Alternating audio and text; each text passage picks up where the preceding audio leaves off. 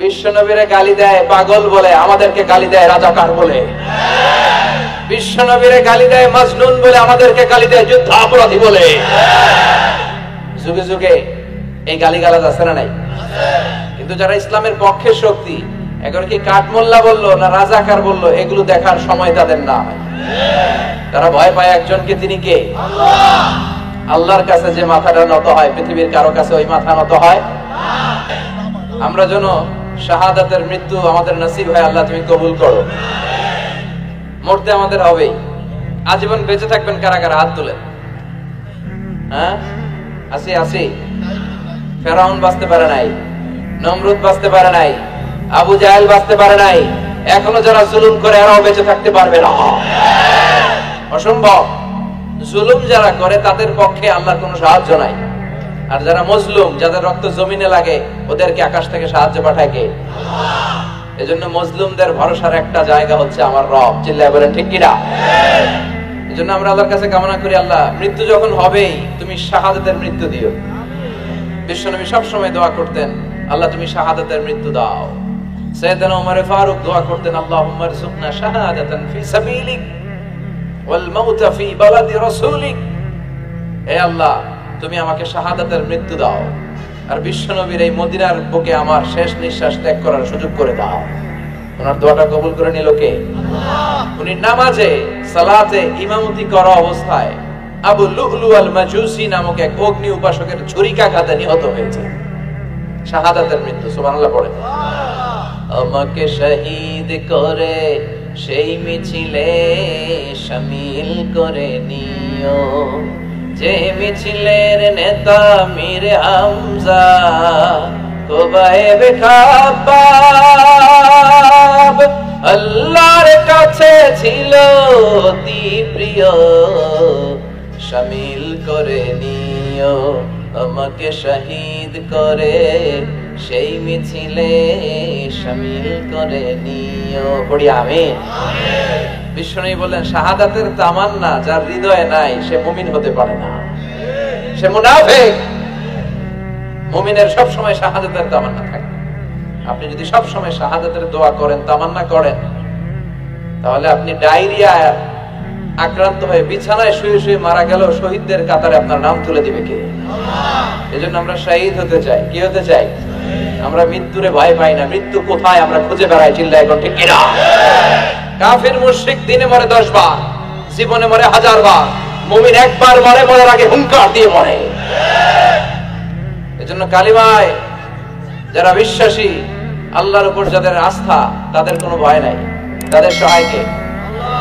আমরা যেন সব সময় আল্লাহর উপর ভরসা করতে পারি। আল্লাহ তৌফিক দাও। আল্লাহ তোমার উপর তাওয়াক্কুল করে যেন চলতে পারি, তুমি তৌফিক দাও। ভুইঘর, কাজীপাড়া যুব সমাজ ও এলাকাবাসীর উদ্যোগে 3 দিন ব্যাপী 4th বার্ষিক তাফসীরুল কোরআনের প্রোগ্রাম।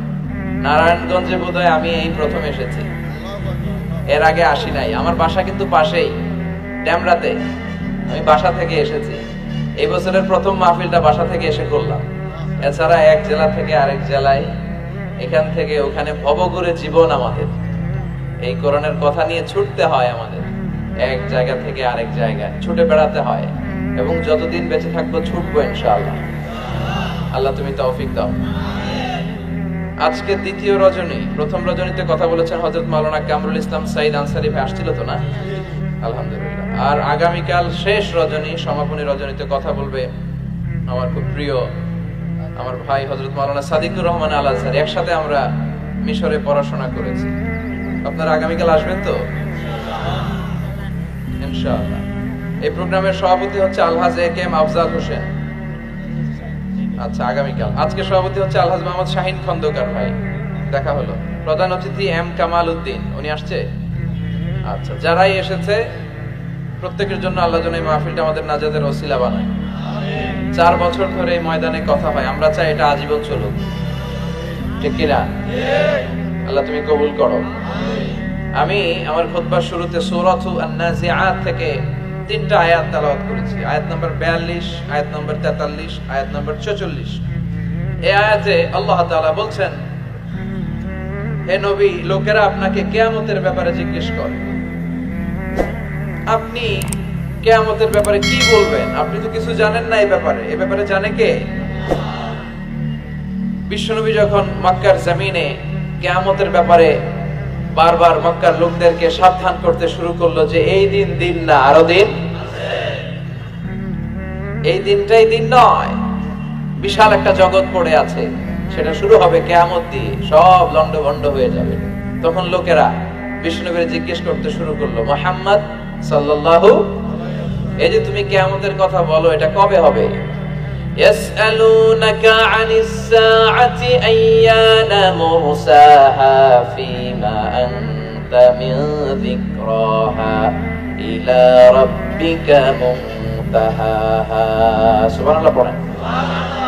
ও নবী, লোকেরা আপনারা জিজ্ঞেস করে কিয়ামত কবে হবে, কিন্তু কবে হবে এটা আপনি কেমন করে বলবেন? এটা তো আপনি জানেন না, গোটা বিশ্বের কেউ জানে না, জানে একজন, তিনি কে? They are asking about the day of resurrection. People are asking you about Qiyamah. Who are you to talk anything about it? Only Allah has the final word regarding Qiyamah. অনবী, লোকেরা আপনারা কিয়ামত কবে হবে খালি ধরে জিজ্ঞেস করে, তো এই ব্যাপারে আপনি কথা বলবেন কি করে? এই ব্যাপারে কোনো জ্ঞান তো আমি আপনাই দেই। কিয়ামত কবে হবে এটা জানি শুধুমাত্র আমি আল্লাহ। চিল্লায় বলেন ঠিক কিনা? বিশ্বনবী মক্কায় কিয়ামতের ঘোষণা দিলেন। বিশ্বনবী বললেন এই পৃথিবী এরকম থাকবে না, সব ভেঙে চুরে খান হয়ে যাবে। আল কারিআতু মাল কারিআতু ওয়া মা আদরাকা মাল কারিআ।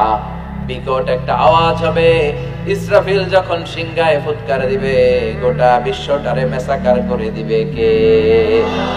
আবার বিশ্বনবী শোনাতে লাগলেন, ইদা সুলসিলাতিল আরদু জিলজালাহা ওয়া আখরাজাতিল আরদু আসকালাহা। বিশ্বনবী বললেন সেদিন পৃথিবীটা কেঁপে উঠবে, মহা ভূমিকম্প হবে। জমিনের ভেতরে যা আছে, তেলের খনি, গ্যাসের খনি, স্বর্ণের খনি, সবকিছু জমিনটা বমি করে বের করে দিবে। আবার বিশ্বনবী বলতে লাগলেন, ইদা রুজ্জাতিল আরদু রাজ্জাও ওয়া বুসাতিল জিবালু বাসসা। সুবহানাল্লাহ পড়েন। জমিনটা কেঁপে উঠবে, পাহাড়গুলো ভেঙে চুরে দুমড়ে মুচড়ে যাবে, গোটা বিশ্বটা কেঁপে উঠবে, সাগরের বুকে দাউ দাউ করে আগুন জ্বলবে। সেই দিনটা হচ্ছে কিয়ামতের দিন।